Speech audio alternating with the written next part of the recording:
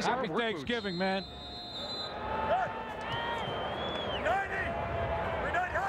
Start the second quarter, 2nd and 4. Riley back at the controls, and he runs for another first down. A 6-yard for Mike Riley. Seen that change up with Pat White on occasion.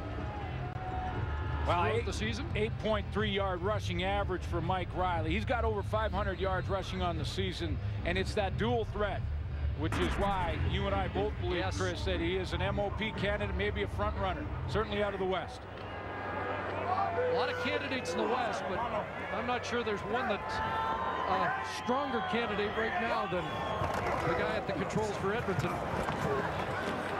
John White with second effort to get a couple more. And I know I just trolled everybody in Calgary. Well, 12-2 record, it's hard to ignore what those guys have done. And Bo Levi Mitchell's considered there, although he missed some games. But Darius Bowman, Mike Riley's teammate's got to be in the conversation. The only receiver over 1,000 yards so far this season, and how dominant he has been. Although that production has dropped a little bit for Darius Bowman the last few games, only because he's not a secret anymore. When you're the leading receiver at the halfway point, everyone starts to pay attention. 2nd and 4. Riley tried to thread the needle, incomplete. Damon Washington in coverage. Deja Dunn almost got the tip. As this game goes on and how it started, it seems that on almost all the passing plays, Mike Riley has been locked into his #1 receiver, which gives the defensive backfield for the Bombers. They know, Damon Washington knows, okay, I got #4, it's coming my way, get ready. Damon Washington leads the team in tackles, 57. 42-yard attempt here for Hugh O'Neill. And he's missed it. And it'll bounce through for a single point. Reese Leggett scrambling back at the end there. The Bombers didn't have anybody in the end zone for a while. So just one for O'Neill to add to the lead. Hi, I'm Drew Willie, quarterback of the Blue Bombers. Blitz is on. He'll let it go. Deep for Kelly in the end zone. Touchdown! I'd like to wish everybody in Canada a happy Thanksgiving. Not a happy start for Drew Willie's offense. -1. The yardage so far for the Bombers. Need to get something going. Big to Cotton, more pressure, and down he goes. Gets hooked down, another sack, and the Mayor of Commonwealth will chalk up his 12th of the year. The Mayor, who, by the way, I mentioned self-proclaimed candidate for MOP, and, you know, said to us yesterday that he'd like to be in that conversation, thinks he should be. You know, Odell Willis is not shy to speak up when he wants to speak his mind, and they're not being able to block him up front. I mentioned early on they got to a pretty good start when they were giving Drew some time. We were making those completions because of accuracy, but not now. There's a pass on 2nd and 20 to Nick Brewer that's caught, but he'll be well short of the first down. So Odell has a sack and a forced fumble already today as he enhances his resume, and he is a candidate for best defensive player in the league. Yeah, best defensive player, but he's thinking MOP. And we talked about Solomon Elimimian in Vancouver being a candidate possibly for both awards. John Chick early in the year in Saskatchewan for both awards. Kendall Lawrence backed up to his 20-yard line. A 51-yard boot by Hairolahu. Mike Riley's not going to argue with Odell Willis about his MOP status. We got a long way to go, man. Still early in the game. He's as competitive as he get, but he's also a team player. You know what? I don't think that Odell really cares if he ends the game with 5 sacks if we get a lot. And on the flip side, if he's not even in the stat column, but we get a win, that's what he cares about. So he's a fun character to be around. He brings the energy every day. I'd vote for him for MOP, man. He's been playing great football, and I think he's been a big part of our team's success. passing it. Then that ball comes out, and the Bombers look like they should have it. Well, they were surrounding that football. There's no question it bounced out of the hands of John White. Scramble for the football. Looks like somehow Edmonton got it back. Wow. Was that Simeon Rotier that came up with it? But White just a little sloppy with the handle there. I think Ian Wild punched it out. 3 or 4 Bombers surrounding that fumble, and some Rotier came up with the fumble recovery, ripped it out of there. Missed opportunity there for the Bomber defense. 2nd and 8. Riley has time over the middle and has the receiver. Kendall Lawrence has the catch and a first down. This is kind of what I'm talking about with the Bombers and a couple of different looking alignments. Look at their D linemen, how tight they are with no wide guys out here. This is why Edmonton is trying to attack the perimeter in their run game. Now on this play, Riley throws it over the middle in a pass play, but I wanted to show you that's an example of one of the different types of sets from the Bombers where they have to react inside out to get to those pursuit angles. 12 yards for Lawrence, a first down up at the 46. Fake to White, and another catch for Darius Bowman, bounced out by Chris Randall in Bomber territory. It's another Edmonton first down. Just love the mechanics from Mike Riley, and this is one that Matt Dunnigan will appreciate back in the studio. Watch how he runs that play action, gets his shoulder at the target, throws his shoulder, points to the target on the run the opposite direction, and it's right where it has to be for Darius Bowman. Not a long throw, but very accurate, right on the money. Eskimos lead the league in big plays, 20-yard running plays or 30-yard pass plays, but they've done it with short gains so far today. That's John White down to the 45. He has 6, and a flag comes down. There's a little bit late flag right at the tackle on John White. Did a Bomber get his hands on the face mask of number 30? Major foul, unnecessary roughness. Winnipeg number 0. 15-yard penalty, automatic, first down. So Johnny Sear draws the flag. Well, this is the edge that I talked about off the top, and Michael O'Shea likes his aggressiveness, but there's just a little late. White's down, and he ducks his head to try and sort of lead with the helmet. That's why he draws the unnecessary roughness penalty, not a face mask. Matt Buckner, the injured Blue Bomber, and while he gets attention, we're going to step out. Just under 10 minutes remaining, first half in Edmonton. Great crowd on hand here on Thanksgiving Monday, Commonwealth Stadium in Edmonton. It's quite the do. At the time of possession in this first half, Eskimos had the ball for over 38 minutes in the first meeting. They may up that this afternoon the way things are going.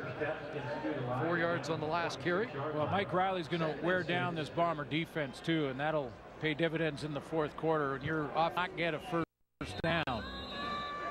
It leaves your defense on the field an awful long time.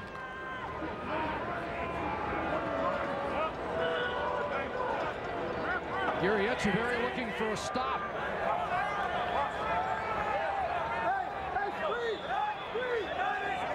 Second and 6 as the clock wound down, but they get the play off and take a shot into the end zone, incomplete. Devin Bailey, the intended target, but Damon Washington was step for step.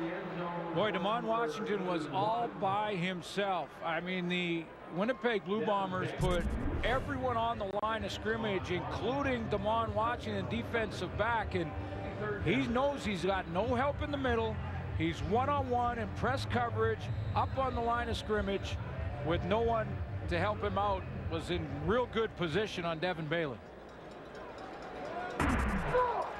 So Hugh O'Neill to attempt a 33-yarder. Missed from 42. Down the pipe from 33. And it's a 2-touchdown lead for the Eskimos midway in the second quarter. Odell Willis has been a presence today. More on Odell when we return to Commonwealth. 100th career game for Odell Willis, having quite a season. And he set some lofty goals. And with more on that, here's Ryan Rashog. At the start of the year, head coach Chris Jones had all the players write down 3 personal goals and 3 team goals. Now, Odell wouldn't give us all of them, but he did say that one was to be the most outstanding defensive player, which he's well on his way to accomplishing. One of his other goals, to become more of a leader. And if you ask his teammates, they've noticed that he's taken that on, taking some young players under his wing, doing some teaching, something Odell wasn't known for before this season. Really has had a terrific year, and it's been evident in this game. Good run there by Paris Cotton as the Bombers try to get going on offense. 9-yard gain for Cotton. Well, he has become a leader. He's become a leader this year, and is a guy that leads that cheer for the entire team before games. Drew Willie stayed in on the short yardage, plunging ahead. Flag comes down. Looked like he had the first down.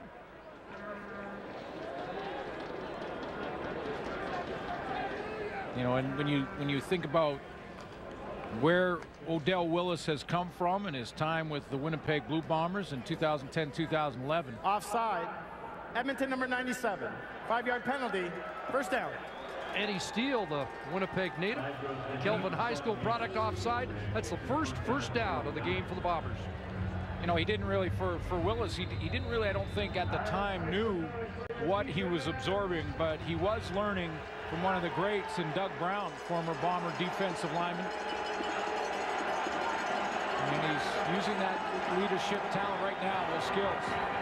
Here's McGuffey, left side. And a run up to the 53 for Sam McGuffey for 4. You talk about one of the most defensive linemen in Canadian football, 7-time All-Canadian. Doug Brown with those 3 great cups, 01, 07, 2011, and a top Canadian in 2001. And he said he learned a lot. Maybe it didn't transfer for him immediately, but it certainly is now for Odell Willis. He has become a leader. It's great to see him even mature at this point in his career a little bit more. 2nd and 6. Really trying to keep it going. Couple double clutches and can't get it to Denmark. Aaron Grimes there to bust it up. He's a guy who leads the league in knockdowns around the foot, or excuse me, his team in knockdowns around the football all the time, and has 3 interceptions. Will be asked to often try and cover the #1 receiver. Now for Grimes this time, he's reacting in his own defense, not in a man-to-man coverage, but the fastest, if not the fastest, Edmonton Eskimo. Arolahu with the boot. Lawrence fields it, 42-yard. Kick by Arolahu, and the ball comes out.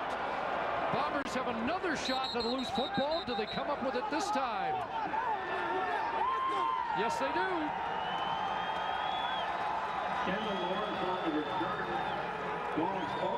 And they needed that. Carl Holney's got the football. I believe it's backup safety linebacker Dan West that's going to knock it out. There it is, number 33 for the Bombers on the ground. Clearly a fumble. Not down by contact. Then the battle begins and the Bombers come up with it. Sure what number. I'm not sure who got that fumble recovery.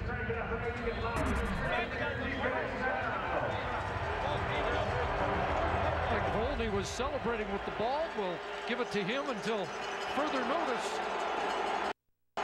Bombers needed something positive to happen. Let's see what they can do with it. From the 22, the hitch to Moore. And it was well read. Alonzo Lawrence stepped up and limits the gain. Quick screens like this, the assignment for the offensive line for the Bombers is cut blocking. Take a look at how they try and execute that so that none of the defensive line for Edmonton can get their hands up in a quick screen pass. 5 right across the board, all go right for the legs of their defensive linemen. They just got back to the line of scrimmage, so it's 2nd and 10.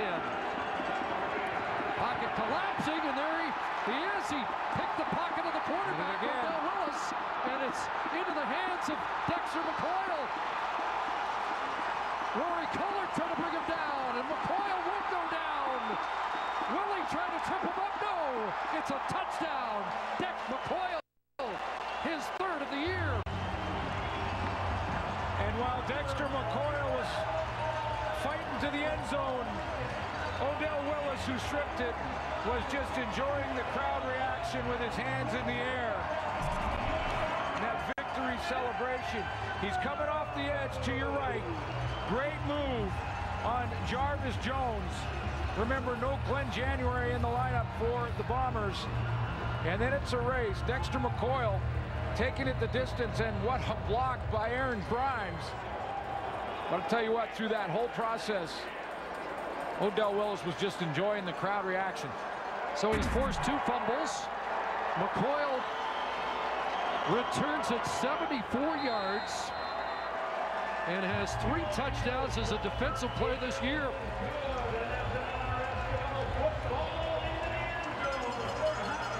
Too much Edmonton so far today. One-on-one. No Glenn January, Jarvis Jones. When Odell Willis was asked who's Jarvis Jones, he said, I'm not sure who he is. And he was actually held on the play. Jones got upset, tried to hit him once he's on the ground, but the damage already done. Dexter McCoyle picks it up, adds to his stats, and as he vies for outstanding rookie in the Canadian Football League, and Eskimos score on defense.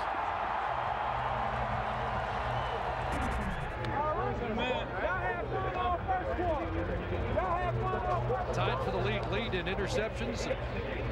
Hey, just want to thank God, man. It's all blessings. Hey, Rookie of the Year! And a Rookie of the Year! He's promoting everybody.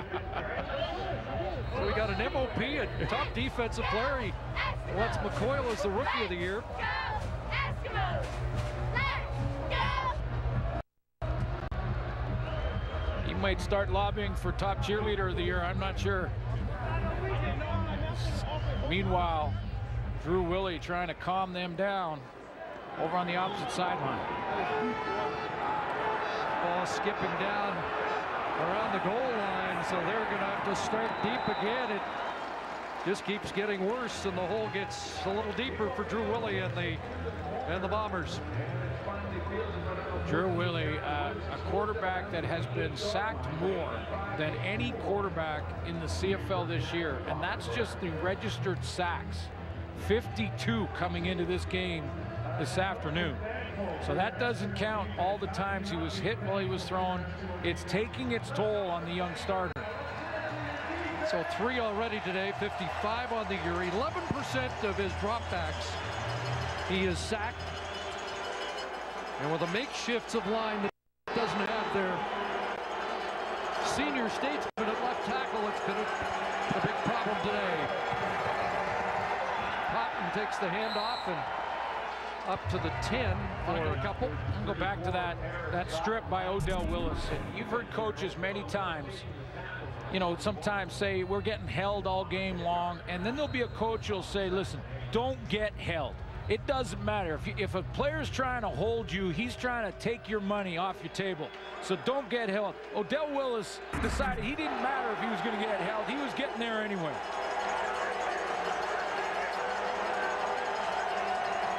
In 2nd and long again. Under pressure again. Gonna launch it downfield. And incomplete. Trying to hook up long range with Rory Kohler. Drew Willie's throwing deep downfield. He's looking for number 8. 5th to and out of this first half for the Winnipeg offense. Every single play, though, Drew Willie's either having to avoid the rush, jump up and try and move to get out of the way of the rush.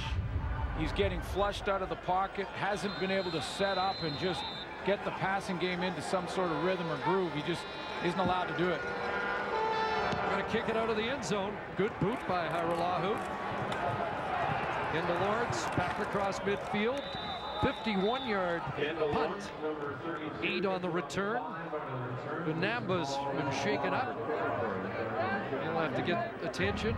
It's a 3-touchdown lead for Mike Riley here as the defense chips in. This Bomber defense needs a big play. They need to take the ball away. One of the guys that's been pretty good at that this year has been Maurice Leggett, their free safety. 5 interceptions, which is tied with Dexter McCoyle.